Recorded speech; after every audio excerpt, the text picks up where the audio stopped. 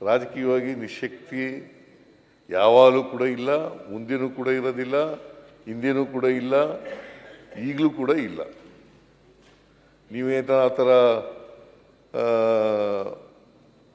ತಿಳ್ಕೊಂಡಿದ್ರೆ ಅದು ತಪ್ಪು ಮಾಹಿತಿ.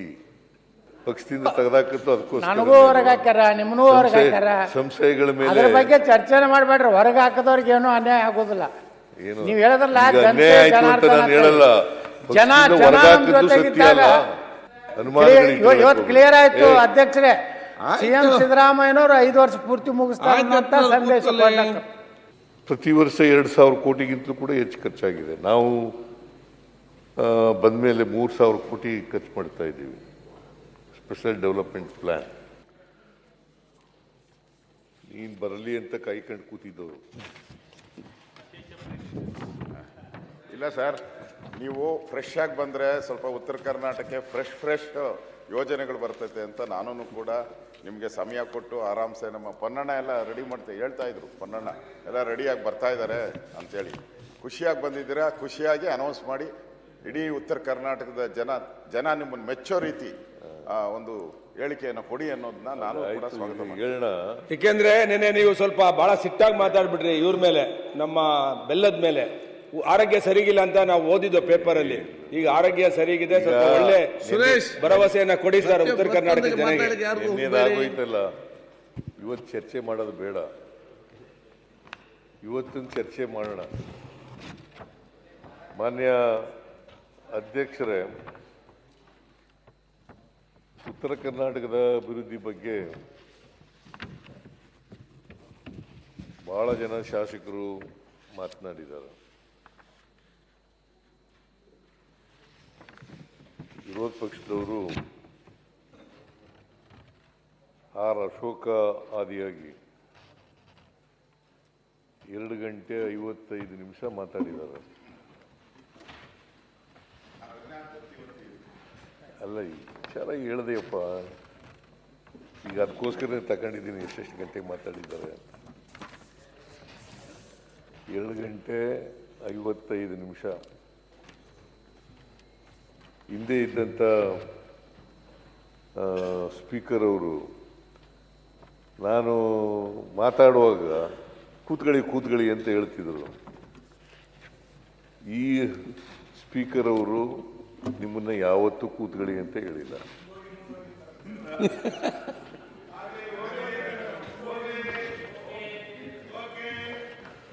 ಎಷ್ಟು ಮಾತಾಡೋಕ್ಕೂ ನಿಮ್ಗೆ ಅವಕಾಶ ಕೊಡ್ತಾರೆ. ಸೊ ಅದರಿಂದ ರೂಲಿಂಗ್ ಪಾರ್ಟಿಯವರು, ಅಪೋಸಿಷನ್ನವರು, JDSನವರು, ಆಮೇಲೆ ಯತ್ನಾಳ್ ಅವರು ಕೂಡ ಮಾತಾಡಿದ್ದಾರೆ. ರೂಲಿಂಗ್ ಪಾರ್ಟಿಯವರು ಎಷ್ಟು ಜನ ಮಾತಾಡಿದ್ದಾರೆ ಅಂತಂದ್ರೆ 17 ಜನ ಮಾತಾಡಿದ್ದಾರೆ.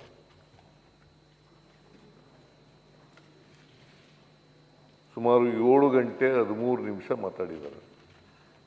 7 ಗಂಟೆ 13 ನಿಮಿಷಗಳು ಮಾತನಾಡಿದ್ದಾರೆ. ಅಶೋಕ ಆದಿಯಾಗಿ ಸುಮಾರು 15 ಜನ ಭಾರತೀಯ ಜನತಾ ಪಕ್ಷದವರು ಮಾತನಾಡಿದ್ದಾರೆ. ಅವರು ಎಷ್ಟು ಹೊತ್ತು ಮಾತಾಡಿದ್ದಾರೆ ಅಂತಂದರೆ 6 ಗಂಟೆಗಳು 49 ನಿಮಿಷಗಳು. 6 ಗಂಟೆ 49 ನಿಮಿಷಗಳು. ರೂಲಿಂಗ್ ಪಾರ್ಟಿಯವರು 7 ಗಂಟೆ 13 ನಿಮಿಷಗಳು. ಆಮೇಲೆ JDSನವರು ಕೃಷ್ಣಪ್ಪ ಪ್ರಾರಂಭ ಮಾಡಿ ಭೀಮನಗೌಡ, ರಾಜುಗೌಡ ಅವರು ಮಾತಾಡಿದ್ದಾರೆ. ಸುಮಾರು 1 ಗಂಟೆ 56 ನಿಮಿಷ ಮಾತಾಡಿದ್ದಾರೆ. ಯತ್ನಾಳ್ ಅವರು ಪಾಪ ಹೊರ ಹಾಕ್ಬಿಟ್ಟಿದ್ದೀರಿ ಅವರಿಗೆ, BJPಯವರು. ಅವರು 1 ಗಂಟೆ 4 ನಿಮಿಷ ಮಾತಾಡಿದ್ದೀರಿ. 1 ಗಂಟೆ 4 ನಿಮಿಷ. ಒಟ್ಟು 39 ಸದಸ್ಯರು ಮಾತನಾಡಿದ್ದಾರೆ. 39 ಸದಸ್ಯರುಗಳು 17 ಗಂಟೆಗಳ ಕಾಲ 17 ಗಂಟೆಗಳು ಮತ್ತು 2 ನಿಮಿಷ 17 ಗಂಟೆಗಳು 2 ನಿಮಿಷ ಉತ್ತರ ಕರ್ನಾಟಕದ ಸಮಸ್ಯೆಗಳ ಬಗ್ಗೆ ಚರ್ಚೆ ಮಾಡಿದ್ದಾರೆ. ನಾನು ಅವರೆಲ್ಲರಿಗೂ ಕೂಡ ಯಾರ್ಯಾರು ಉತ್ತರ ಕರ್ನಾಟಕದ ಬಗ್ಗೆ ಮಾತನಾಡಿದರು ಅಶೋಕಾರಿಯಾಗಿ ಎಲ್ರಿಗೂ ಸರ್ಕಾರದ ವತಿಯಿಂದ ಮತ್ತು ವೈಯಕ್ತಿಕವಾಗಿ ಧನ್ಯವಾದಗಳನ್ನು ಹೇಳಲಿಕ್ಕೆ ಬಯಸ್ತಾ ಇದ್ದೇನೆ. ಭಾಳ ಕೆಲವು ಸದಸ್ಯರುಗಳು ಅಶೋಕಾರಿಯಾಗಿ ಉತ್ತಮವಾದಂಥ ಸಲಹೆಗಳನ್ನು ಕೂಡ ಕೊಟ್ಟಿದ್ದಾರೆ. ಆದರೆ ಕೆಲವರು ಸರ್ಕಾರದ ಮೇಲೆ ಏನೂ ಮಾಡಿಲ್ಲ ಅನ್ನೋ ರೀತಿಯಲ್ಲೂ ಕೂಡ ಮಾತಾಡಿದ್ದಾರೆ. ಅವ್ರಿಗೂ ಟೀಕೆ ಮಾಡಿರತಕ್ಕಂಥವ್ರಿಗೂ ಕೂಡ ಧನ್ಯವಾದಗಳು. ಒಳ್ಳೆ ಉತ್ತಮವಾದಂಥ ಸಲಹೆಗಳು ಕೊಟ್ಟಿರ್ತಕ್ಕಂಥವ್ರಿಗೂ ಕೂಡ ಧನ್ಯವಾದಗಳನ್ನು ಹೇಳಲಿಕ್ಕೆ ಬಯಸ್ತಾ ಇದ್ದೇನೆ. ಆಮೇಲೆ ಈ ಸಾರಿ ಒಂದು ವಿಶೇಷ ಏನಪ್ಪಾ ಅಂತಂದ್ರೆ, ಅಸೆಂಬ್ಲಿ ಪ್ರಾರಂಭ ಆದಂಥ 2ನೇ ದಿನನೇ ಉತ್ತರ ಕರ್ನಾಟಕದ ಬಗ್ಗೆ ಮಾತಾಡಲಿಕ್ಕೆ ಪ್ರಾರಂಭ ಮಾಡಿದ್ರು. ಬಹುಶಃ 2006ರಲ್ಲಿ ಪ್ರಾರಂಭ ಆಯ್ತಲ್ವ ನಮ್ಮ ಅಸೆಂಬ್ಲಿಯಲ್ಲಿ ಉತ್ತರ ಕರ್ನಾಟಕದಲ್ಲಿ, ಬೆಳಗಾವಿನಲ್ಲಿ 2006 KLE ಸೊಸೈಟಿನಲ್ಲಿ ಪ್ರಾರಂಭ ಆಯಿತು. ಅಲ್ಲಿಂದ ಇಲ್ಲಿವರೆಗೆ ಅಸೆಂಬ್ಲಿ ಶುರುವಾದ ದಿನ 2ನೇ ದಿನ ಅಡ್ಜನ್ ಆಯಿತು. ಬಹುಶಃ ಅವತ್ತೇ ಪ್ರಾರಂಭ ಆಗ್ತಿತ್ತ ಏನೋ, ಅಡ್ಜನ್ ಆಗೋಯ್ತು. ಮೇಟಿಯವರು ಸತ್ತದ್ರಿಂದ ಅಡ್ಜನ್ ಆಗಿತ್ತು, ಸಿಟ್ಟಿಂಗ್ ಮೆಂಬರು ಸತ್ತದ್ರಿಂದ.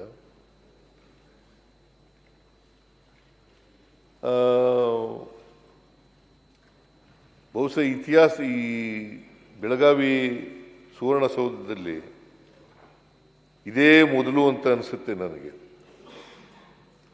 ಮೊದಲನೇ ವಾರನೇ ಪ್ರಾರಂಭ ಆಗಿ ಇವತ್ತು ಕೊನೆಯಲ್ಲಿ ಉತ್ತರ ಕೊಡ್ತಾ ಇದ್ದೀನಿ. ಲಾಸ್ಟ್ ಡೇ ಇವತ್ತು ಉತ್ತರ ಕೊಡ್ತಾ ಇದ್ದೀನಿ. ನಿನ್ನೆ ಕೊಡಬೇಕು ಅಂತ ಅಂದ್ಕೊಂಡಿದ್ದೆ. ನಿನ್ನೆ ನನಗೆ ಸ್ವಲ್ಪ ನಿಶಕ್ತಿ ಕಾಡ್ತಾ ಇತ್ತು. ಆಮೇಲೆ ಸಮಯದ ಅಭಾವ ಕೂಡ ಇತ್ತು, ಸಾಯಂಕಾಲ ಬೇರೆ ಆಗಿತ್ತು. ಸೊ ಅದರಿಂದ ಇವತ್ತು ಕೊಡ್ತೀನಿ ಅಂತ ಹೇಳಿ ಇವತ್ತು ಕೊಡ್ತಾ ಇದ್ದೀನಿ. ನೀವು ಕೂಡ ಸದನದ ಅಧ್ಯಕ್ಷರು ಅವಕಾಶ ಮಾಡಿಕೊಟ್ಟಿದ್ದೀರಿ ಉತ್ತರ ಕರ್ನಾಟಕದ ಬಗ್ಗೆ ಮಾತಾಡಲಿಕ್ಕೆ. 2ನೇ ದಿನನೇ ನೀವು BScನಲ್ಲಿ ಹೇಳಿದ್ರಿ, ಮೊದಲನೇ ದಿನನೇ ಪ್ರಾರಂಭ ಮಾಡೋಣ ಅಂತೇಳಿ.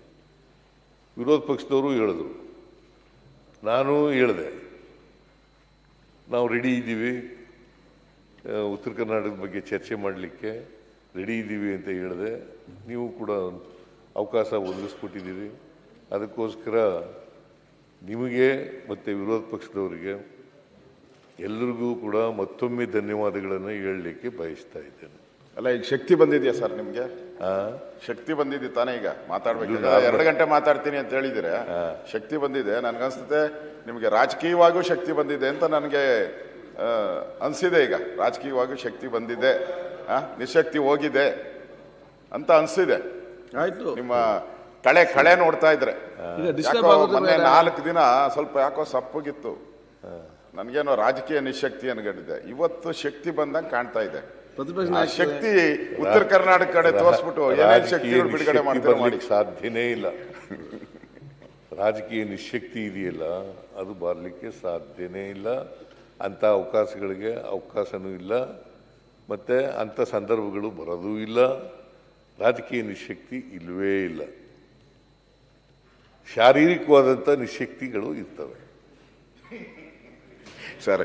ಡೈಲಿ ಡಿನ್ನರ್ ಪಾರ್ಟಿ ಡೈಲಿ ನಡೀತಾ ಇದೆ ಸರ್. ಮಾನ್ಯ ಅಧ್ಯಕ್ಷ, ಇತ್ತೀಚೆಗೆ ನೀವು ರಾಜಕೀಯವಾಗಿ ನಿಶಕ್ತಿಯಾಗಿದ್ದೀರಿ ಅಂತ ಸಾರ್ವಜನಿಕ ಚರ್ಚೆ ಇರೋದು. ನಿಮ್ಮ ಆರೋಗ್ಯದ ನಿಶಕ್ತಿ ಬಗ್ಗೆ ಚರ್ಚೆ ಇಲ್ಲ. ರಾಜಕೀಯವಾಗಿ ನಿಶಕ್ತಿ ಆಗಿದ್ದೀರಿ ಅಂತ. ಸುನಿಲ್ ಕೂತ್ಗಳಪ್ಪ. ಈಗ ನೋಡಿ, ನಿಮ್ಮಲ್ಲಿ ಒಂದು ಮನವಿ ಏನಪ್ಪ ಅಂತಂದ್ರೆ, ಅಶೋಕ್ ಅವರು ಮಾತಾಡುವಾಗ ನಾನು ಒಂದು ಚಕಾರನು ಕೂಡ ಎತ್ತಲಿಲ್ಲ, ಮಧ್ಯ ಪ್ರವೇಶ ಮಾಡಲಿಲ್ಲ, ಕೂತ್ಕೊಂಡು ಕೇಳಿದ್ದೀನಿ. ನೀವು ದಯಮಾಡಿ ನಾನು ಮಾತಾಡುವಾಗ ಕೂತ್ಕೊಂಡು ಕೇಳಬೇಕು ಅಂತಕ್ಕಂಥದ್ದು ನಿಮ್ಮಲ್ಲಿ ಮನವಿ. ರಾಜಕೀಯ ನಿಶಕ್ತಿ ಅದೆಲ್ಲ ಉತ್ತರ ಕೊಡ್ತೀನಿ ನಾನು. ರಾಜಕೀಯ ನಿಶಕ್ತಿ ಯಾವಾಗಲೂ ಇಲ್ಲ. ಮತ್ತೆ ರಾಜಕೀಯನ ಅಷ್ಟೊಂದು ತಲೆ ಕೆಡಿಸ್ಕೊಂಡು ಮಾಡಬೇಕಾದಂಥ ಅಗತ್ಯ ಇಲ್ಲ. ಅಧಿಕಾರ ಜನ ಕೊಡೋದು, ಜನರ ಆಶೀರ್ವಾದ ಮಾಡಿದ್ರೆ ಮಾತ್ರ ನಾವು ಈ ಕಡೆ ಕೂತ್ಕೊಳ್ಳಲಿಕ್ಕೆ ಸಾಧ್ಯ ಆಗ್ತದೆ. ಜನ ಆಶೀರ್ವಾದ ಮಾಡಿದ್ರೆ ಆ ಕಡೆ ಕೂತ್ಕೋಬೇಕಾಗುತ್ತೆ. ಅಂತಿಮವಾಗಿ ಪ್ರಜಾಪ್ರಭುತ್ವದ ವ್ಯವಸ್ಥೆಯಲ್ಲಿ ಜನರೇ ಮಾಲೀಕರಲ್ವಾ, ಅವರೇ ಪ್ರಭುಗಳು. ಅವ್ರು ಏನು ಹೇಳ್ತಾರೆ ಹಂಗೆ ಮಾಡಬೇಕು. ನಾವು ಐಡಿಯಾಲಜಿ ಏನೇ ಹೇಳಿದ್ರು ಕೂಡ, ಕಾರ್ಯಕ್ರಮಗಳನ್ನು ಏನೇ ಹೇಳಿದ್ರು ಕೂಡ ಜನಗಳ ಮುಂದೆ ಅಂತಿಮವಾಗಿ ತೀರ್ಪಡೋರು ಯಾರು?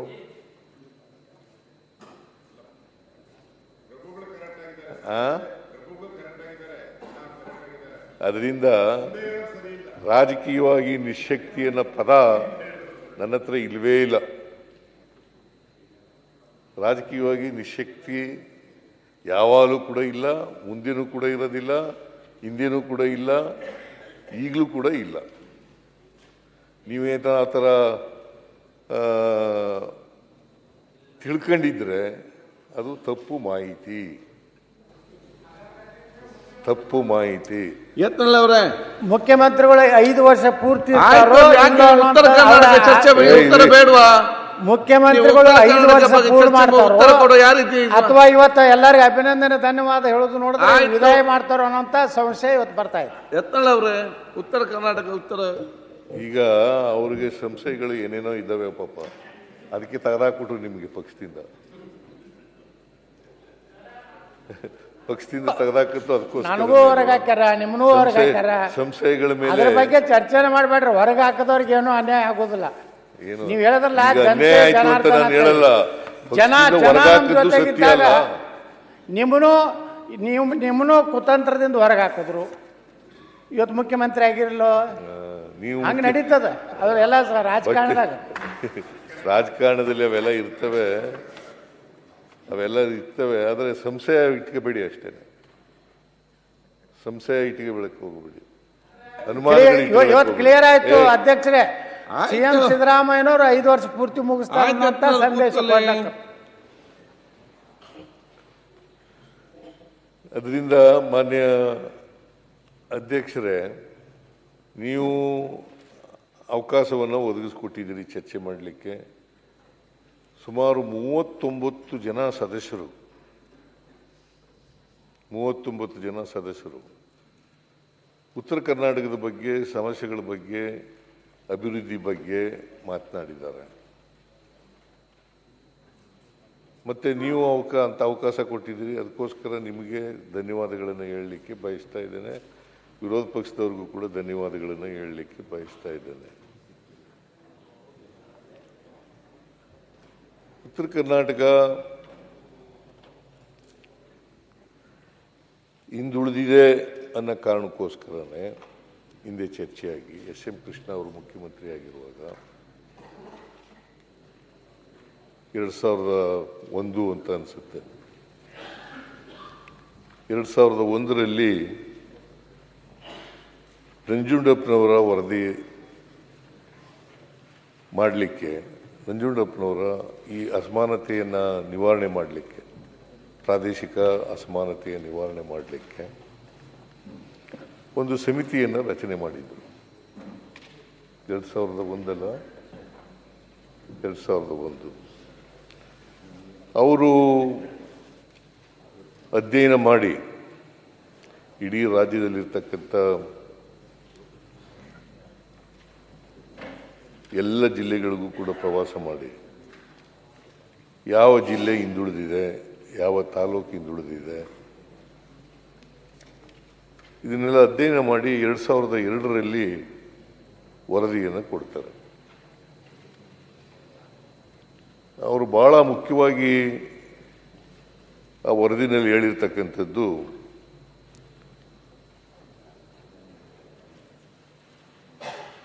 ಮೂವತ್ತೊಂಬತ್ತು ತಾಲೂಕುಗಳು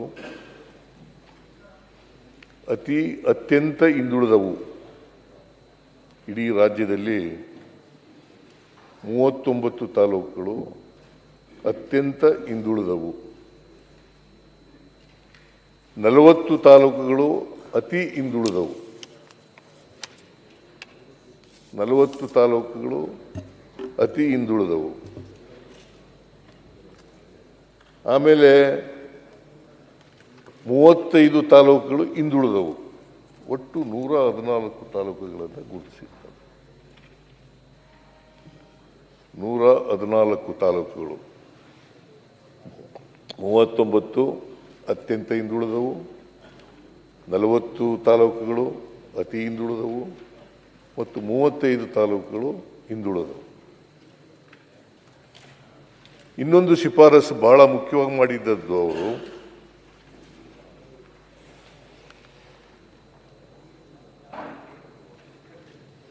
ಈ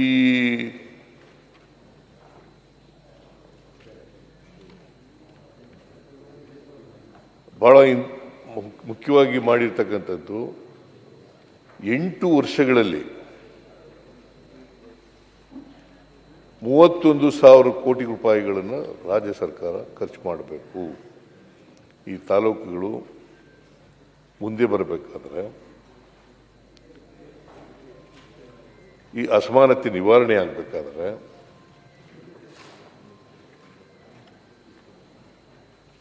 ₹31,000 ಖರ್ಚು ಮಾಡಬೇಕು. ಅದರಲ್ಲಿ 31,000ಗಳಲ್ಲಿ 15,000 ಕೋಟಿ ರೂಪಾಯಿಗಳು 15,000 ಕೋಟಿ ರೂಪಾಯಿಗಳು 31,000 ಕೋಟಿ, ಅದರಲ್ಲಿ 15,000 ಕೋಟಿ ನಾರ್ಮಲ್ ಕೋರ್ಸ್ನಲ್ಲಿ ಬರ್ತದೆ. 15,000 ಕೋಟಿ ನಾರ್ಮಲ್ ಕೋರ್ಸ್ನಲ್ಲಿ 8 ವರ್ಷಗಳಲ್ಲಿ ಬರ್ತದೆ. ಇದ್ರ ಜೊತೆಗೆ 16,000 ಕೋಟಿ ರೂಪಾಯಿಗಳನ್ನು ಪ್ರತಿ ವರ್ಷ 2,000 ಕೋಟಿ ರೂಪಾಯಿಗಳಂತೆ 8 ವರ್ಷಗಳಲ್ಲಿ ಖರ್ಚು ಮಾಡಬೇಕು. 8 ವರ್ಷಗಳಲ್ಲಿ ಖರ್ಚು ಮಾಡಬೇಕು ಅಂತ ಹೇಳಿರ್ತಾರೆ. ಈಗ ಅದಕ್ಕಿಂತ 31,000 ಕೋಟಿಗಿಂತ ಹೆಚ್ಚಾಗಿ ಖರ್ಚಾಗಿದೆ.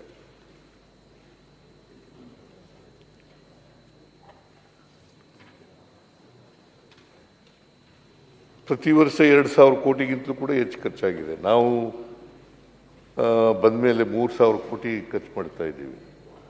ಸ್ಪೆಷಲ್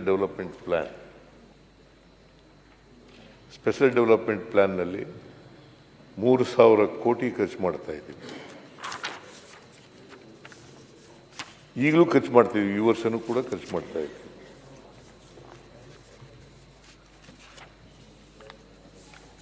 ಅವರ ಅವಧಿ 31,000 ಖರ್ಚು ಮಾಡಿದ್ಮೇಲೆ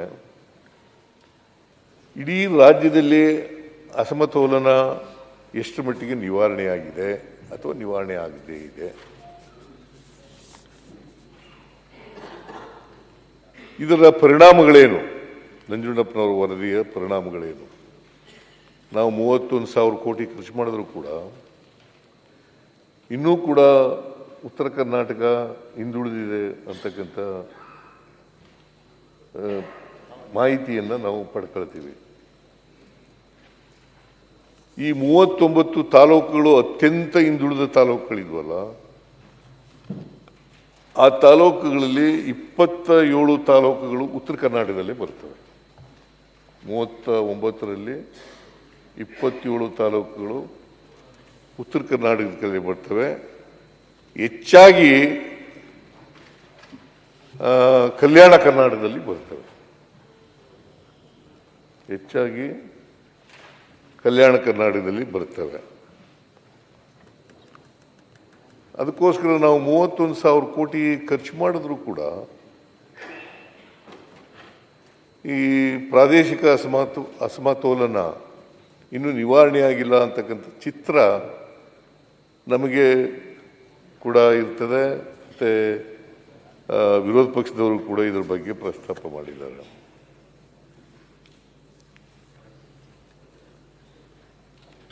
ಆಮೇಲೆ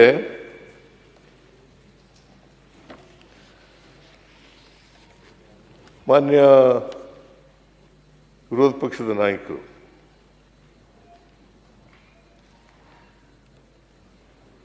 ತಲಾ ಆದಾಯದ ಬಗ್ಗೆ ಮಾತಾಡಿದ್ದೀರಿ. ಕರ್ನಾಟಕ ಇವತ್ತು ತಲಾ ಆದಾಯದಲ್ಲಿ we are number 1 in the country. ತಲಾ ಆದಾಯದಲ್ಲಿ we are number 1 in the country. ಯಾಕಂತಂದ್ರೆ ಪದೇ ಪದೇ ವಿರೋಧ ಪಕ್ಷದವರು ಮಾತಾಡ್ತಾರೆ. ಗ್ಯಾರಂಟಿ ಯೋಜನೆಗಳ ಬಗ್ಗೆ ಮಾತಾಡ್ತೀರಿ. ಗ್ಯಾರಂಟಿ ಯೋಜನೆಗಳು ಇಂದ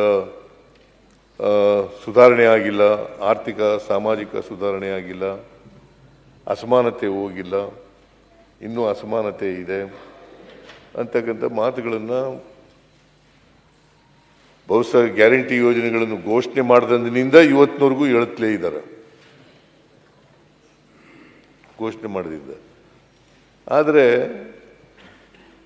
ಕರ್ನಾಟಕ 1ನೇ ಸ್ಥಾನದಲ್ಲಿರಲಿಲ್ಲ ತಲಾ ಆದಾಯದಲ್ಲಿ. ಇವತ್ತು ಗ್ಯಾರಂಟಿ ಯೋಜನೆಗಳನ್ನು ಜಾರಿ ಕೊಟ್ಟ ಮೇಲೆ we are number 1 in the country.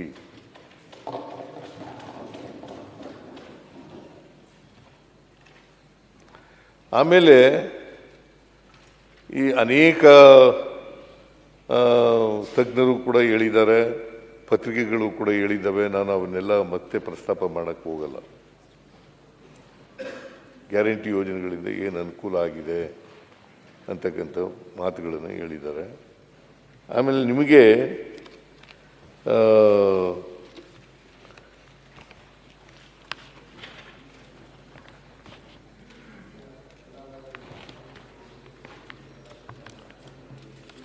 ತಲಾ ಆದಾಯ ಯಾವ್ಯಾವ ಜಿಲ್ಲೆಗಳಲ್ಲಿ ಎಷ್ಟಿದೆ ಅಂತಕ್ಕಂಥದ್ದನ್ನು ಕೂಡ ಸದನದ ಗಮನಕ್ಕೆ ತರಲಿಕ್ಕೆ ಬಯಸ್ತಾ ಇದ್ದೇನೆ.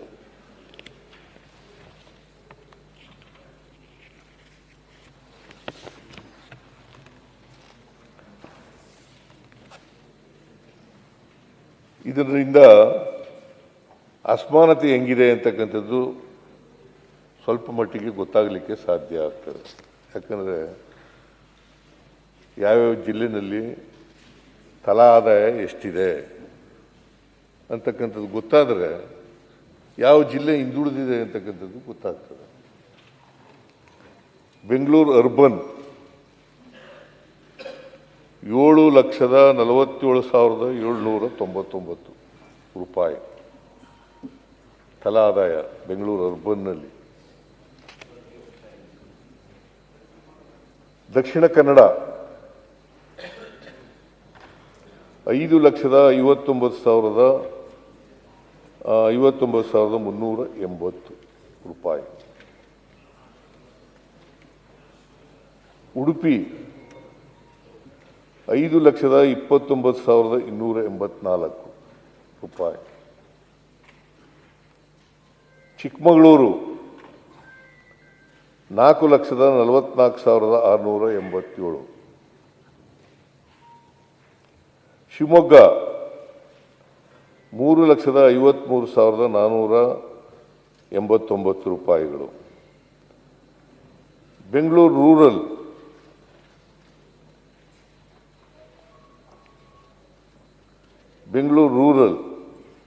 3,55,619.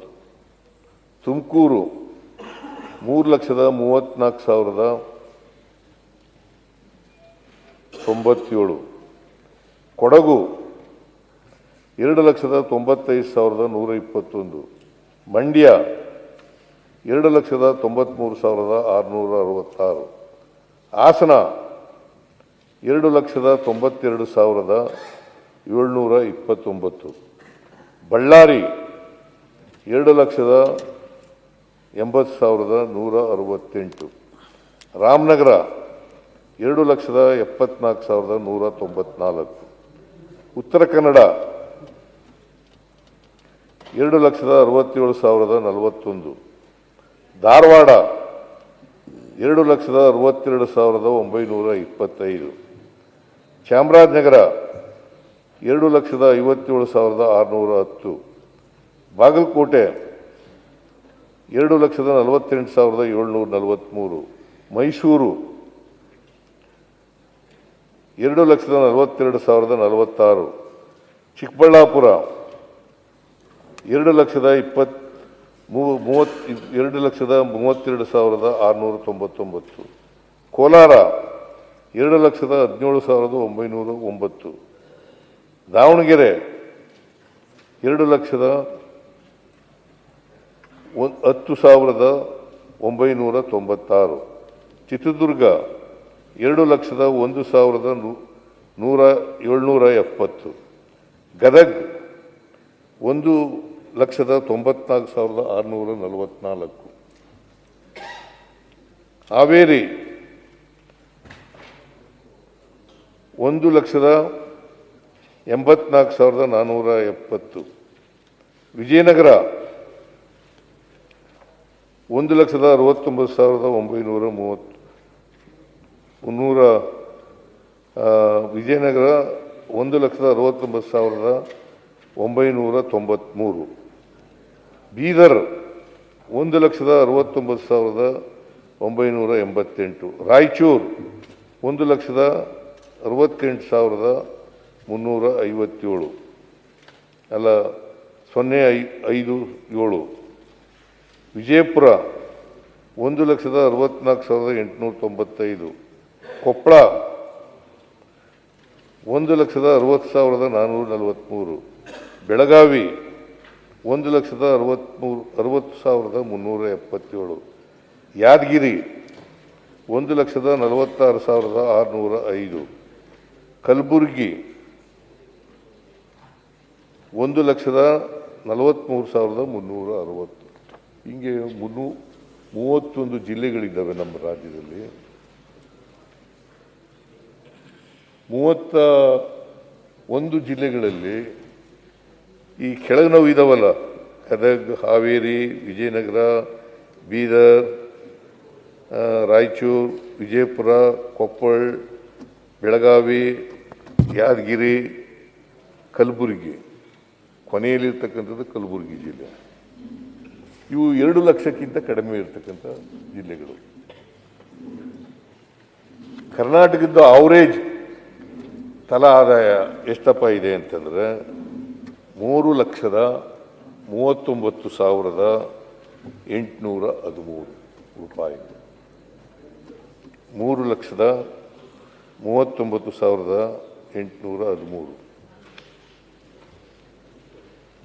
ಇವೆಲ್ಲವೂ ಕೂಡ ಈ 10 ಜಿಲ್ಲೆಗಳಿದಾವಲ್ಲ,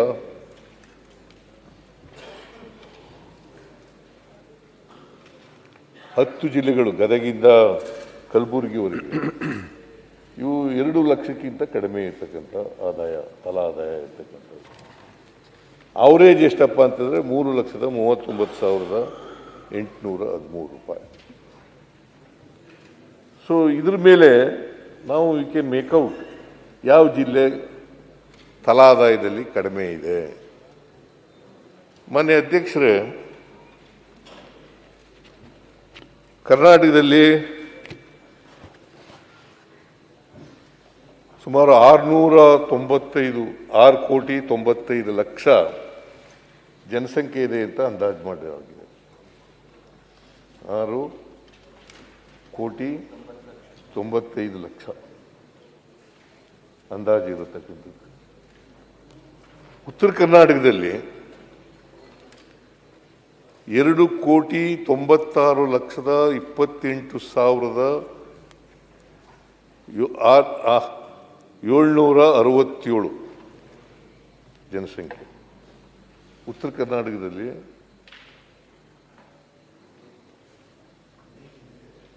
2,96,767. 28 ಲಕ್ಷ 2,98,28,767. ಇಷ್ಟು ಜನಸಂಖ್ಯೆ ಇದೆ. ಇನ್ನು ಉಳಿದ ಸುಮಾರು 4 ಕೋಟಿ ಜನ ದಕ್ಷಿಣ ಕರ್ನಾಟಕದಲ್ಲಿ ಇದ್ದಾರೆ. 4 ಕೋಟಿ ಜನ ದಕ್ಷಿಣ ಕರ್ನಾಟಕದ ಕಡೆ ಇದ್ದಾರೆ. ಅಂದ್ರೆ ಈ 6,95,00,000 ಜನಸಂಖ್ಯೆ ಇರ್ತಕ್ಕಂಥದ್ದು ಉತ್ತರ ಕರ್ನಾಟಕದ ಕಡೆ 42% ಮಾತ್ರ.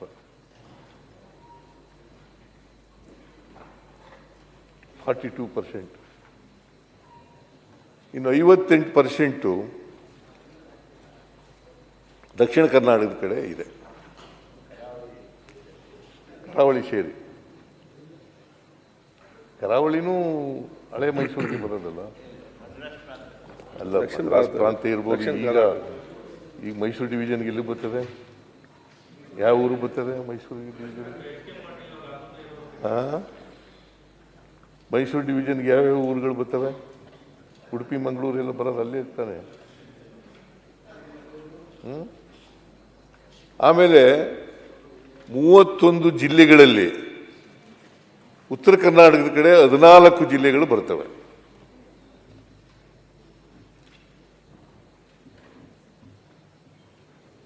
ಇನ್ನೂರ ಕಾನ್ಸ್ಟಿಟ್ಯೂನ್ಸಿಗಳಲ್ಲಿ 97 ಕಾನ್ಸ್ಟಿಟ್ಯೂನ್ಸಿಗಳು ಉತ್ತರ ಕರ್ನಾಟಕದ ಕಡೆ ಬರ್ತವೆ. ಇದ್ರ ಕಲ್ಯಾಣ ಕರ್ನಾಟಕ ಮತ್ತು ಕಿತ್ತೂರು ಕರ್ನಾಟಕ, ಈ ಎರಡೂ ಭಾಗಗಳಲ್ಲಿ ಮುಂಬೈ ಕರ್ನಾಟಕ ಅಂತ ಕರಿತೀವಿ, ಹೈದರಾಬಾದ್ ಕರ್ನಾಟಕ, ಬಳ್ಳಾರಿ ಅಫ್ಕೋರ್ಸ್ ಮದ್ರಾಸ್ ಪ್ರೆಸಿಡೆನ್ಸಿನಲ್ಲಿತ್ತು, ಆಮೇಲೆ ಮಂಗಳೂರು ಉಡುಪಿ ಮಂಗಳೂರಿನಲ್ಲಿತ್ತು, ಆಮೇಲೆ ಏಕೀಕರಣ ಆದಮೇಲೆ ಅವೆಲ್ಲ ನಮ್ಮ ರಾಜ್ಯಕ್ಕೆ ಸೇರ್ಕೊಂಡಿದ್ದು. ಈಗ ಅಖಿಲ ಕರ್ನಾಟಕ ಎಲ್ಲರೂ ಸೇರ್ಕೊಂಡಿರೋ 31 ಜಿಲ್ಲೆಗಳು ನಾವು ಇದ್ದೀವಿ ಏಕೀಕರಣ ಆದಮೇಲೆ. ಏಕೀಕರಣ ಅಂತ ನಾವು ಕರೆಯೋದು, ನೀವು ಏಕೀಕೃತ ಆಯಿತು, ಎರಡೂ ಒಂದೇ. ಏಕೀಕೃತ ಅಂದರೂ ಒಂದೇ, ಏಕೀಕರಣ ಅಂದರೂ ಒಂದೇ. ಏಕೀಕರಣ ಆಯಿತು, ಆಮೇಲೆ ಏಕೀಕೃತ ಆದದ್ದು.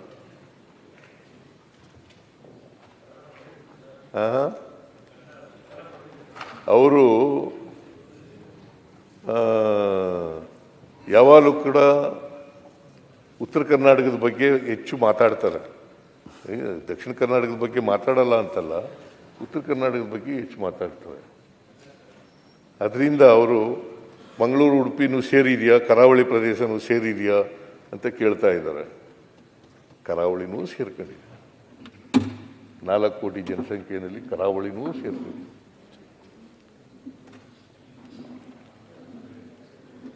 ಸೊ ಅದರಿಂದ ಮಾನ್ಯ ಅಧ್ಯಕ್ಷರೇ, ಇದು ಏಕೀಕರಣ ಆದಮೇಲೆ ಒಂದೇ ಕರ್ನಾಟಕ ಆದಮೇಲೆ ನಮ್ಮ ಸರ್ಕಾರ ಉತ್ತರ ಕರ್ನಾಟಕ ದಕ್ಷಿಣ ಕರ್ನಾಟಕ ಅಂತ ಮಾಡಲ್ಲ. ಯಾಕಂತಂದರೆ ಸರ್ವತೋಮುಖ ಅಭಿವೃದ್ಧಿ ಆಗ್ತದೆ. ಅಸಮಾನತೆ ಇದ್ದರೆ ನಾವು ಸಂವಿಧಾನದ ಧ್ಯೇಯೋದ್ದೇಶಗಳನ್ನು ಈಡೇರಿಸಲಿಕ್ಕೆ ಸಾಧ್ಯ.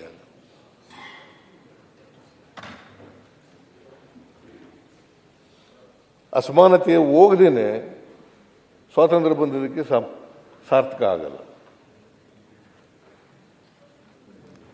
ಅಸಮಾನತೆ ಹೋಗಲೇಬೇಕು.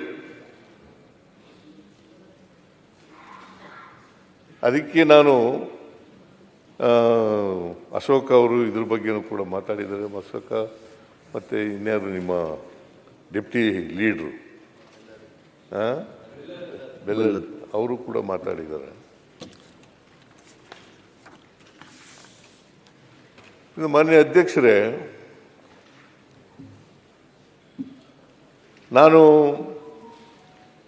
ಯಾಕೆ ಇಷ್ಟೆಲ್ಲ ಆದರೂ ಕೂಡ ನಂಜುಂಡಪ್ಪ ಅವರ ವರದಿ ಬಂತು, ಅದನ್ನು ಜಾರಿ ಮಾಡೋದು ಇಷ್ಟೆಲ್ಲ ಆದರೂ ಕೂಡ ಯಾಕೆ ಅಸಮಾನತೆ ಇನ್ನೂ ಮುಂದುವರೆದಿದೆ ಅಂತಕ್ಕಂಥದ್ರ ಬಗ್ಗೆ ವಿಚಾರ ಮಾಡಿದಾಗ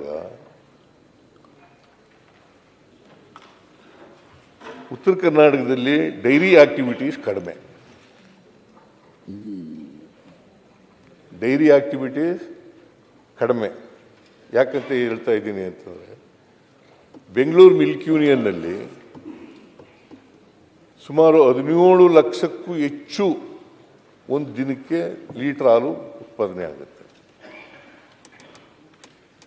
ಬೀದರ್, ಗುಲ್ಬರ್ಗ, ಯಾದಗಿರಿನಲ್ಲಿ ಮಿಲ್ಕ್ ಯೂನಿಯನ್ನಲ್ಲಿ ಬರೀ 67,000 ಆಗುತ್ತೆ.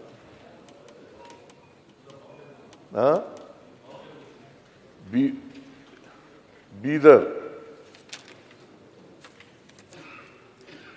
ಗುಲ್ಬರ್ಗ, ಕಲಬುರಗಿ, ಆಮೇಲೆ ಯಾದಗಿರಿ ಸೇರಿಸಿ 3 ಸೇರಿಸಿ ಒಂದು ಯೂನಿಯನ್ ಇರೋದು.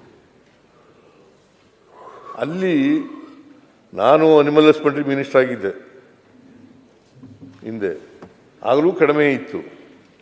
ಅಂದರೆ ನಾನು 85ನೇ ಇಸ್ವಿನಲ್ಲಿ ಅನಿಮಲ್ ಹಸ್ಬೆಂಡ್ರಿ ಮಿನಿಸ್ಟರ್ ಆಗಿದ್ದೆ.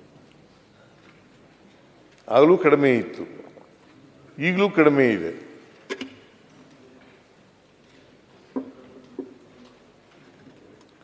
ಸೊ ಡೈರಿ ಆಕ್ಟಿವಿಟೀಸ್ ನೋಡಿ, ಬೆಂಗಳೂರು ಮಿಲ್ಕ್ ಯೂನಿಯನ್ನಲ್ಲಿ 17 ಲಕ್ಷಕ್ಕೂ ಒಂದು ದಿನಕ್ಕೆ ಉತ್ಪಾದನೆ ಆಗೋದು, ಹಾಲು ಉತ್ಪಾದನೆ ಆಗೋದು 17 ಲಕ್ಷಕ್ಕೂ ಹೆಚ್ಚು ಲೀಟ್ರು. ಯಾದಗಿರಿನಲ್ಲಿ ಉತ್ಪಾದನೆ ಆಗೋದು ಒಂದು ದಿನಕ್ಕೆ 67,000 ಲೀಟ್ರ್.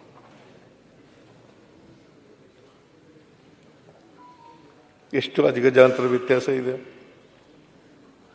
1 ಲಕ್ಷ ಲೀಟ್ರು ಇಲ್ಲ. ಈಗ 2 ಹಸು ಸಾಕ್ತಾರೆ ಅಂತ ಇಟ್ಕೊಳ್ಳೋಣ. 2 ಹಸು ಸಾಕಿದ್ರೆ 20 kg ಹಾಲು ಬರ್ತದೆ. ಅದರಲ್ಲಿ 50% ಖರ್ಚಾದರೂ ಕೂಡ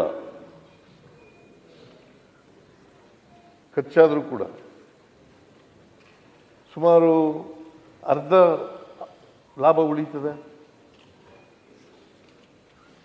ಹಳೆಯ ಮೈಸೂರಿನಲ್ಲಿ ಹೆಚ್ಚು ಹಾಲನ್ನು ಉತ್ಪಾದನೆ ಮಾಡ್ತಕ್ಕಂಥದ್ದು ಇದೆ. ಈಗ 1 ಕೋಟಿಗೂ ಹೆಚ್ಚು ಹಾಲು ಉತ್ಪಾದನೆ ಆಗ್ತದೆ ಒಂದು ದಿನಕ್ಕೆ. 1 ಲೀಟ್ರು 1 ಕೋಟಿ ಲೀಟರ್ 1 ಕೋಟಿ ಲೀಟರ್ ಹಾಲು ಒಂದು ದಿನಕ್ಕೆ ಉತ್ಪಾದನೆ ಆಗ್ತದೆ. ಅದರಲ್ಲಿ 10 ಲಕ್ಷಕ್ಕೂ ಹೆಚ್ಚು ಉತ್ತರ ಕರ್ನಾಟಕದ ಮಿಲ್ಕ್ ಯೂನಿಯನ್ಗಳಲ್ಲಿ ಉತ್ಪಾದನೆ ಆಗುತ್ತೆ.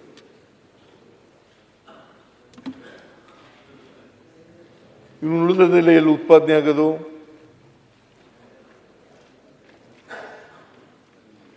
ಅಶೋಕ್ ಅವರು ಹೇಳಿದ್ದಾರೆ,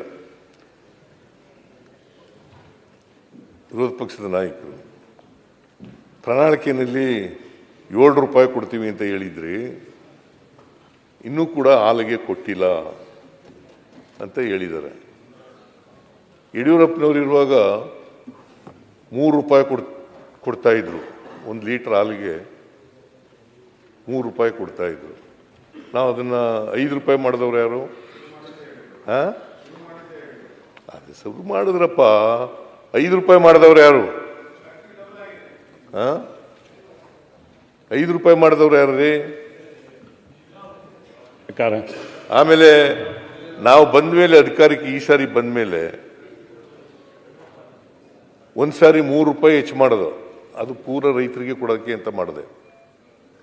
ಇನ್ನೊಂದು ಸಾರಿ 4 ರೂಪಾಯಿ ಹೆಚ್ಚು ಮಾಡೋದು, ಅದನ್ನು ಪೂರ ರೈತರಿಗೆ ಕೊಡಬೇಕು ಅಂತ ಮಾಡಿದೆ. ಮಿಲ್ಕ್ ಯೂನಿಯನ್ ಅವ್ರು ಇಟ್ಕೊಳ್ಳೋಕೆ ಕೂಡುದು. ಆಮೇಲೆ ಏನ ಯಾರು ಹೇಳಿದ್ದು? No no no no no ಎಲ್ಲ ರೂಪಾಯಿಗಳನ್ನು ಕೂಡ ಕೊಟ್ಟಿದ್ದೀವಿ. ಮಿಲ್ಕ್ ಪ್ರೊಡ್ಯೂಸರ್ಗೆ ಕೊಟ್ಟಿದ್ದೀವಿ. ಒಂದು ವೇಳೆ ಯಾರಾದರೂ ಕೊಡದೆ ಹೋದ್ರೆ ಹೇಳಿ ಅವ್ರನ್ನ ನಿಲ್ಲಿಸ್ಬಿಡ್ತೀನಿ, ನಾನು ದುಡ್ಡು ಕೊಡೋದನ್ನ ನಿಲ್ಲಿಸ್ಬಿಡ್ತೀನಿ. ಇಂಥ ಯೂನಿಯನ್ನಲ್ಲಿ, ಇಂಥ ಸೊಸೈಟಿನಲ್ಲಿ ರೈತರಿಗೆ ಕೊಡ್ತಾ ಇಲ್ಲ ಅಂತ ಹೇಳಿ. ಇಂಥ ಮಿಲ್ಕ್ ಯೂನಿಯನ್ನಲ್ಲಿ, ಇಂಥ ಸೊಸೈಟಿನಲ್ಲಿ, ಇಂಥ ತಾಲೂಕಿನಲ್ಲಿ ರೈತರಿಗೆ ಕೊಡ್ತಾ ಇಲ್ಲ. ಆಮೇಲೆ ನಿಮ್ಮ ಕಾಲದಲ್ಲಿ 630 ಕೋಟಿ ರೂಪಾಯಿಗಳನ್ನು ಬಿಟ್ಟೋಗಿದ್ರಿ. ಅದನ್ನೆಲ್ಲ ತೀರಿಸ್ತವನು ನಾನೇ.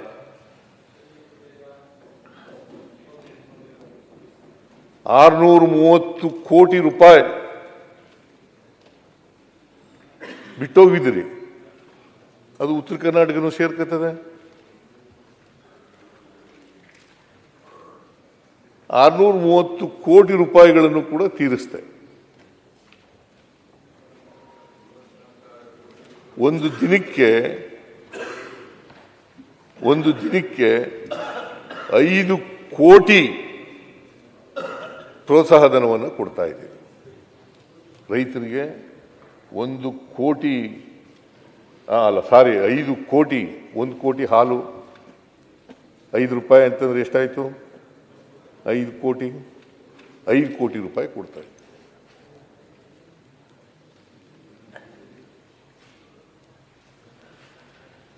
ಅದರಿಂದ ಮಾನ್ಯ ಅಧ್ಯಕ್ಷರೇ,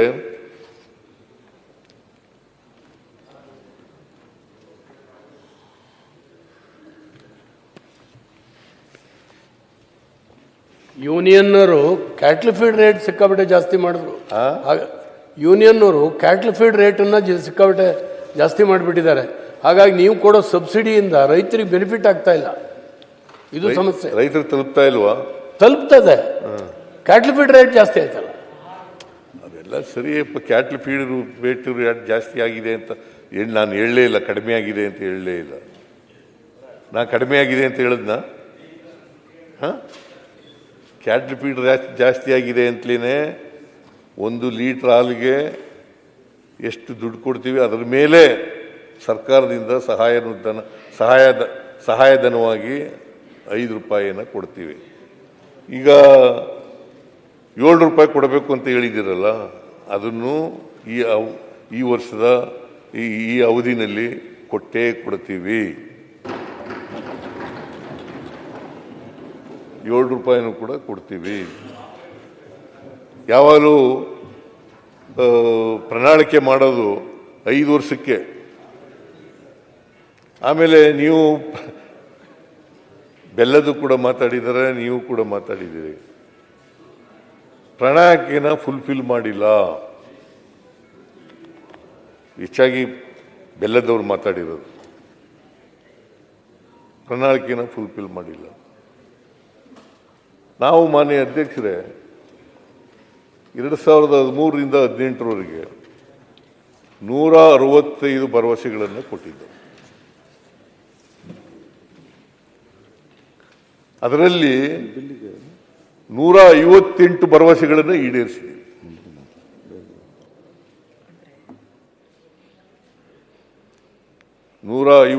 ಭರವಸೆಗಳನ್ನು ಈಡೇರಿಸಿದ್ದೀವಿ. ಬೇಕಾದರೆ ಪ್ರಣಾಳಿಕೆ ಇಟ್ಕೊಳ್ಳಿ. ನಮ್ಮ 5 ವರ್ಷದ ನಿಮಗೆ ಗೊತ್ತಾಗ್ತದೆ. ಕೊನೆಯ ವರ್ಷದ ನಾನು 2017-18ರಲ್ಲಿ ಬಜೆಟ್ ಮಂಡಿಸಿದ್ದೀನಲ್ಲ, 18ನೇ ಇಸ್ವಿನಲ್ಲಿ. ಆ ಬಜೆಟ್ ತೆಗೆದು ನೋಡಿಬಿಟ್ಟು ಗೊತ್ತಾಗ್ಬಿಡ್ತದೆ ನಾನು ಈಡೇರಿಸಿದ್ದೀನೋ ಇಲ್ವೋ ಅಂತಕ್ಕಂಥದ್ದು. ನೋಡಿದ್ರೆ ಗೊತ್ತಾಗ್ಬಿಡ್ತದೆ. ಅದ್ರ ಜೊತೆಗೆ 158 ಭರವಸೆಗಳನ್ನು ಈಡೇರಿಸೋದ್ರ ಜೊತೆಗೆ 30 ಕಾರ್ಯಕ್ರಮಗಳನ್ನು ಹೊಸದಾಗಿ ಮಾಡಿದ್ದೀವಿ. ಬಜೆಟ್ನಲ್ಲಿ ಹೇಳದೇ ಇರೋವನ್ನ ಮಾಡಿದ್ದೀವಿ.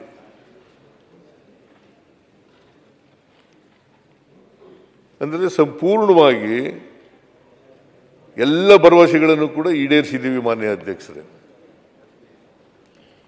ಆಮೇಲೆ ಈ ವರ್ಷ 2023 ನಾವು ಅಧಿಕಾರಕ್ಕೆ ಬಂದ ಮೇಲೆ 2023ಕ್ಕಿಂತ ಮುಂಚಿತವಾಗಿ ಪ್ರಣಾಳಿಕೆಯನ್ನು ನಾವು ಮಾಡಿದ್ದು. ಆ ಪ್ರಣಾಳಿಕೆಯಲ್ಲಿ 593 ಭರವಸೆಗಳನ್ನು ಕೊಟ್ಟಿದ್ದು.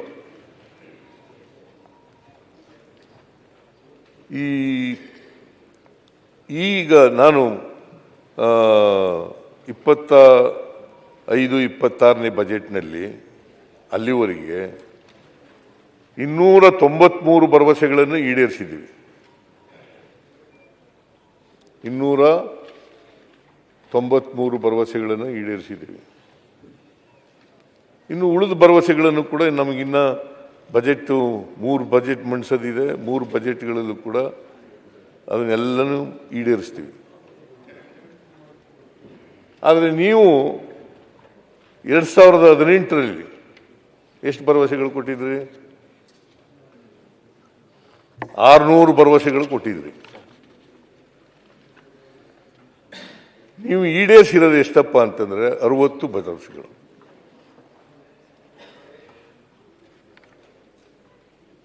ಸಾರಿ, 243 ಭರವಸೆಗಳನ್ನು ಈಡೇರಿಸಿದ್ದೀವಿ.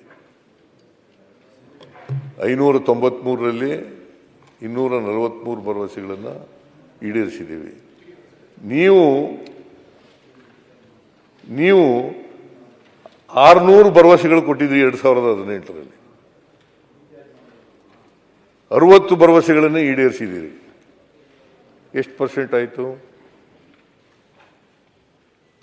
10%.